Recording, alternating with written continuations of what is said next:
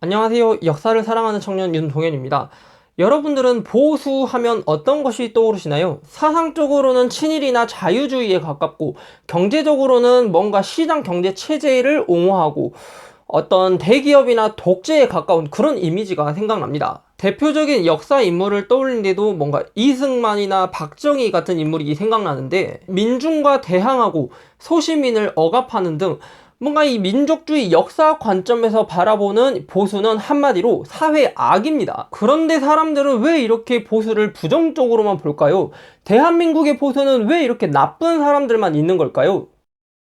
오늘 소개할 책인 이 대한민국의 설계자들은 이 질문에 색다른 답을 제시합니다. 이 책은 조선이 일제로부터 해방되고 나서 대한민국이라는 나라를 세우기 위해 정치, 경제, 사회, 문화 영역의 각 영역에서 활동했던 인물들의 짧은 일생과 활동 이력을 소개하고 있습니다. 저자인 김건우는 책의 서장에서 대한민국을 세운 사람은 누구일까라며 설계자, 건설자라고 했을 때 대개의 사람들은 현대 한국 사회의 경제 성장을 주도한 이들을 떠올리는 경향이 있다라고 말하고 있습니다. 하지만 저자 또한 이 대답이 지나치게 단순 소박하기 때문에 단순히 정치 권력이 최고 정점에 섰거나 경제를 좌우한 인물이 아니라 현재의 대한민국의 모습을 상상하고 이 정치 체제와 그리고 경제, 사회, 문화, 정책의 이 밑그림을 구상한 사람들이 누구였는지 그것을 고민하게 됩니다. 그렇다면 저자가 생각하는 사람들은 누구일까요? 인물들을 살펴보면 첫머리에 장준하와 김준엽이 있고,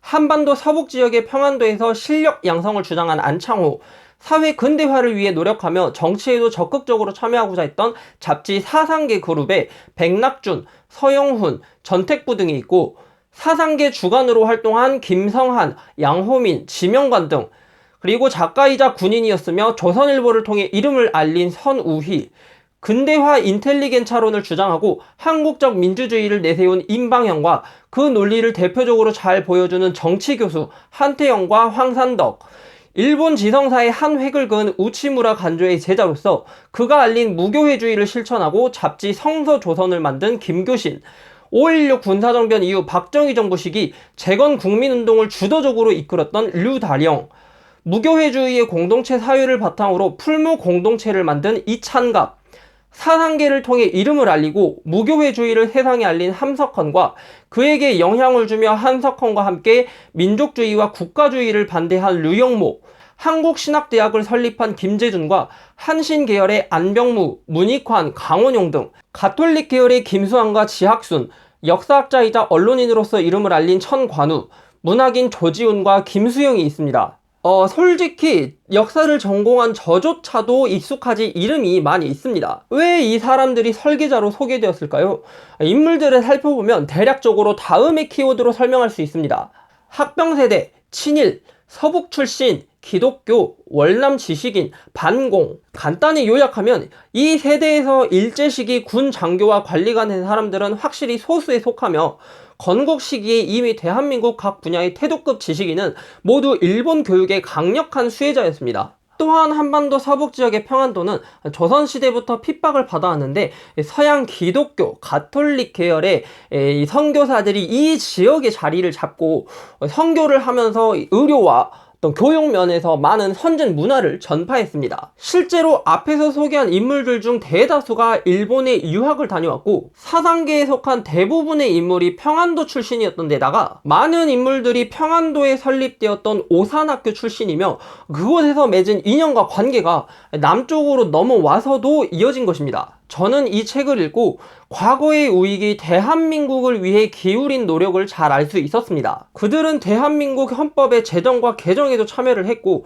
또 국립대학 설치 등 이런 교육정책의 기반을 마련했습니다. 외교적인 노력을 기울인 인물도 있습니다. 사상계에서는 미 공보원을 통해 대한민국 정부가 미국과 친교를 맺는 데 부단한 노력을 기울였고, 강원용은 세계교회 협의회 활동을 통해 독일의 지원을 받아서 크리스찬 아카데미를 만들고 훌륭한 사회운동가들을 많이 배출했습니다. 이 책을 읽으면서 가장 인상 깊었던 인물은 류다령과 김수환이었습니다. 류다령은 덴마크의 아픈 역사와 성공담을 듣고 동양의 덴마크를 꿈꾸었고 5.16 군사정변 이후 재건국민운동 본부장을 맡아서 재건국민운동을 이끌었고 많은 성과를 이루었습니다. 이 재건국민운동은 새마을운동과 비교되기도 하는데 농촌사업뿐만 아니라 평생교육이라는 개념을 헌법 조항에도 포함시키는 등 교육 정책에도 영향을 주었습니다. 김수환은 교회가 세상에 참여해야 한다는 제2차 바티칸 공의회에 따라 사회문제 성명서를 발표하였습니다. 사회문제에 관심을 놓지 않았던 김수환은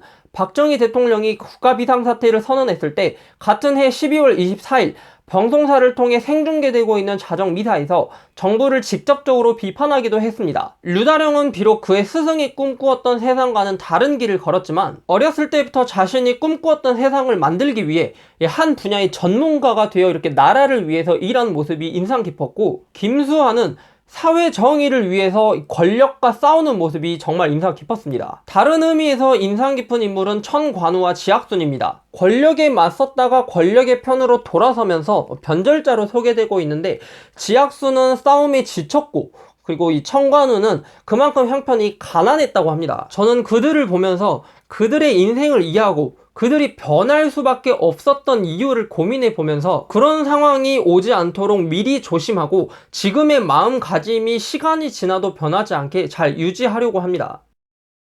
과거의 우익은 지금의 우익과 다르게 진심으로 열과 성을 다해 대한민국을 위해 일했습니다. 하지만 현재의 우익을 보면 단순히 자신의 의견과 반대된다는 이유로 좌파라고 욕하거나 전라도 같은 특정 지역을 비하하면서 본질과 가치의 논쟁이 아니라 거짓과 선동을 일삼고 있습니다. 스스로 우익이라고 말하는 사람들이 꼭 이 책을 읽고 느끼게 된 바가 있기를 바라며 이 책의 마지막 문장을 소개하면서 이 영상을 마치겠습니다. 해방 후 정부 수립 과정에서 친일 세력은 우익을 독점하려 했다. 그것이 자신들이 사는 길이었기 때문이다. 오늘날 대한민국에서 좌우 프레임으로 득을하는 이는 누구인지 따져보아야 할 이유도 이런 역사에 있다. 독자들이 이 책을 한국 우익의 기원과 성격에 대한 하나의 이야기로 읽었기를 바란다. 자신들 입장과 같은 구구적 국가주의가 아니면 모두 좌파로 내모는 오늘날 우익을 사칭하는 사람들에게도 그러했기를 바란다.